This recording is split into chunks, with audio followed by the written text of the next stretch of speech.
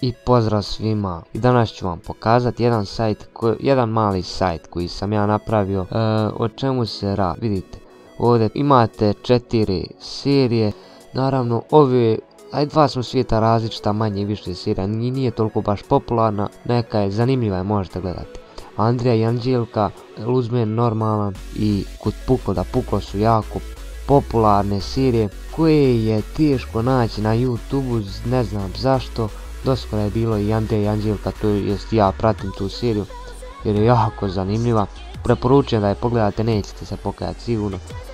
Sve u svom napravio sam vam sajt na kome možete pratiti, gdje možete gledati redovne epizode kad koja izađe.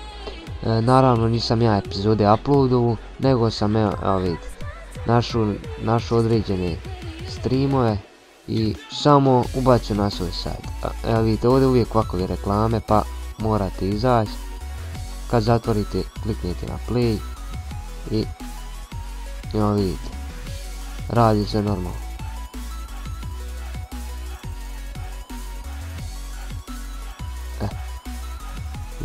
Vidjeli ste, a najviše me nerviraju ove reklame, ali šta ćete. Uglavnom, možete gledat sve fino, nema nikakvog seckanja. Evo vidite, sajt sam napravio možda prije sat vremena, tako nešto, ne vjerujem da ima više, pa sam vam odlučio odmah pokazati. Sajt se zove Drax TV.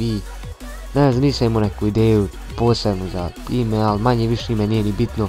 Bitno je da vi možete gledati ove serije, a ukoliko imate zainteresovanih da gledaju, neka se registruju. Ja mislim da se može na ovaj sajt registrovati, ne znam, mislim da možete, prijavite se na ovaj sajt i redovno pratite epizode, znači kad god koja izađe ja ću vama postaviti. Tu imate, ako nešto šteka, secka, imate objašnjenje šta da uradite, možete čak poslati mail, možete mi se javiti na Facebook, na mail. I da, ukoliko imate neku seriju, bilo šta, neki crtani, nebitno, znači skroz, to je meni nebitno. Ukoliko ima nešto što bi vi htjeli gledat, vi meni pošaljite na e-mail, evo vam pišu da je YouTube, ne, vi meni pošaljite na e-mail jt, to jest yt, drax@gmail.com ili mi javite na Facebooku.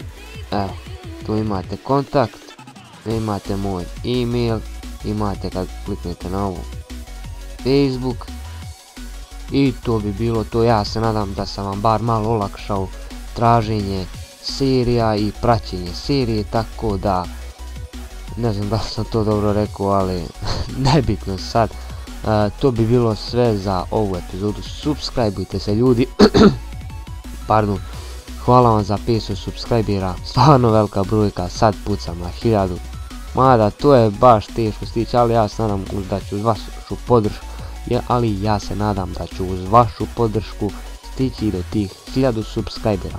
I to bi bilo to. Ćao!